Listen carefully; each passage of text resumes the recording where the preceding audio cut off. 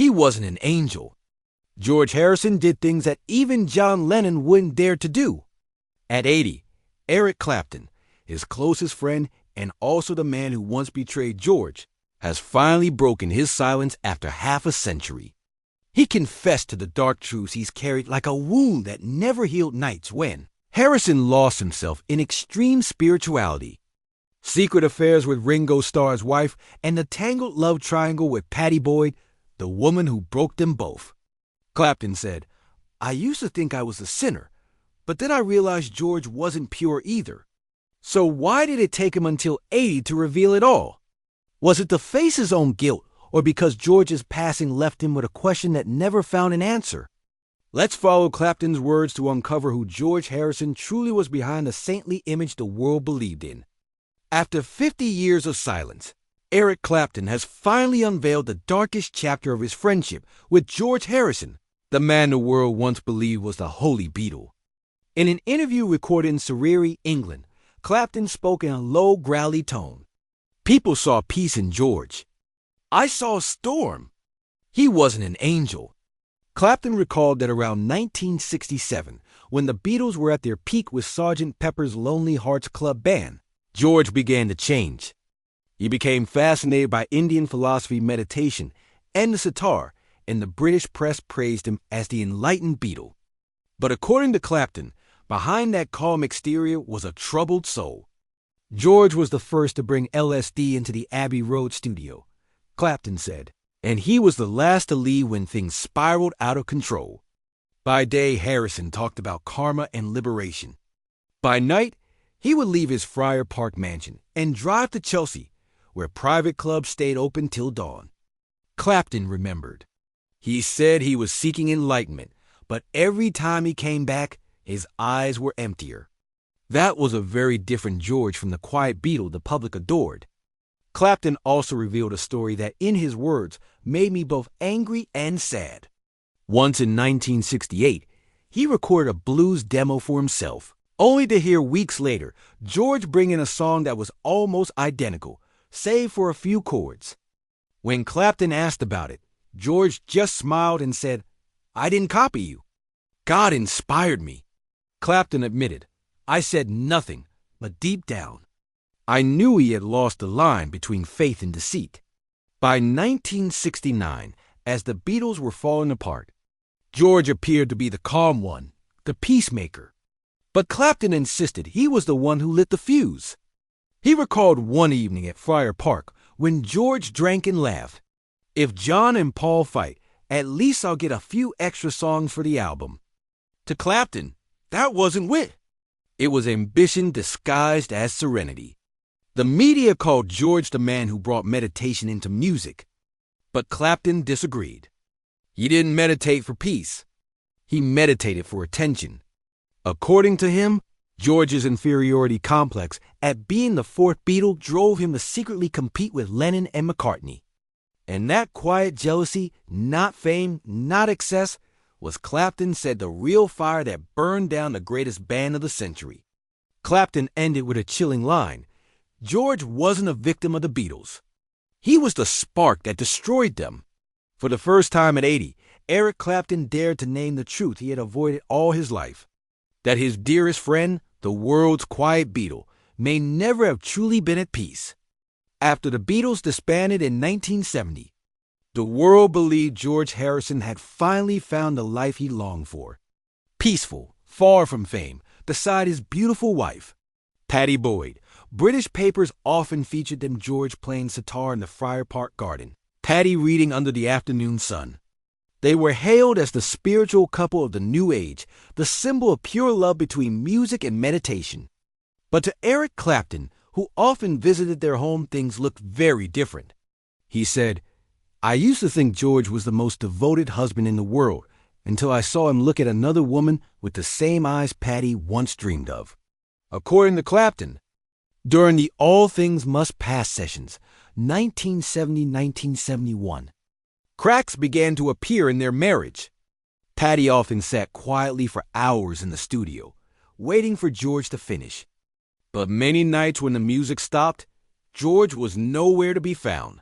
He often disappeared with Maureen Starkey, Ringo Starr's wife, their close friend, and George's bandmate's spouse. Clapton recalled, "I once saw them leave the studio together, shoulder to shoulder with a look they couldn't hide. I froze in the hallway." George looked at me and smiled. The kind of smile only someone doing wrong tries to make look normal. Rumors spread quickly among close friends. When Ringo found out, he left home for a long while. But George, instead of feeling remorse, sank deeper into what he called universal love. Clapton said George believed love shouldn't be limited by earthly rules. He told me, "Love is karma, and I don't apologize for what my heart wants." To the public, Harrison was a man of faith, preaching enlightenment and compassion. But Clapton saw the contradiction. George could chant for hours, then use those same words to justify betrayal. He talked about liberation, but chained himself to desire. When Patty found out, she broke down. One evening at Clapton's home in Chelsea, she told him, "I don't recognize the man I married anymore." George isn't the Jenna boy from Liverpool. He thinks God allows everything. That was the moment Clapton realized he loved her not out of impulse, but out of pity for a woman forgotten in the shadow of fame. At first, that love was silent. Clapton said, "I watched her cry, and I understood. But I couldn't say a word. She was my friend's wife." Yet the guilt grew unbearable. By 1971, torn between anger and heartbreak, Clapton wrote Layla, the song the world thought was a love confession. But for him, it was a furious letter to George Harrison. "I did write Layla just because I love Patty," Clapton said. "I wrote it because I was angry." Angry that George preached compassion while betraying the people who love him most. Layla was born amid chaos, drugs, alcohol, and a love he couldn't have. But in every chord, Clapton sent a message only George would understand. "You're not the same people think you are." When asked about the song at a London party, George only smiled and said, "I know who that song is for, but love doesn't belong to anyone." To Clapton, it was the coldest thing he'd ever heard. Years later, George and Patty's marriage completely collapsed. They argued, drifted apart, and finally divorced in 1974. Patty left Friar Park carrying the memory of a man she once thought was holy, only to realize he was a sinner in a saint's robe. Clapton and Patty eventually came together, but he never saw it as a victory. "I didn't steal my friend's wife," Clapton said in his final interview. "I took back what he had thrown away." As he spoke, his voice cracked, his eyes distant. "I don't regret loving Patty. I regret believing George was better than me." And perhaps in those early 1970s, amid love, betrayal, and jealousy, one of the most beautiful friendships in music history fell apart, leaving behind only sad songs and souls that never found forgiveness. Love lost, fame fading, and friends gone separate ways all seemed to push George Harrison into a frightening emptiness. Clapton recalled, "After Patty left, George wasn't the man I knew. He didn't talk about music or friends, only about God." From 1975, Harrison almost vanished into his Friar Park estate, the old Oxfordshire mansion he once called the home of the soul. To outsiders, it was heaven, gardens of sunlight, lotus ponds, and sitar melodies. But to Clapton, it was a strange world where George lived like a fanatical hermit. He believed meditation and music could save his soul, Clapton said. But it wasn't meditation anymore. It was ritual. Once a month, George held what he called nights of cleansing. Clapton was invited one winter evening in 1976.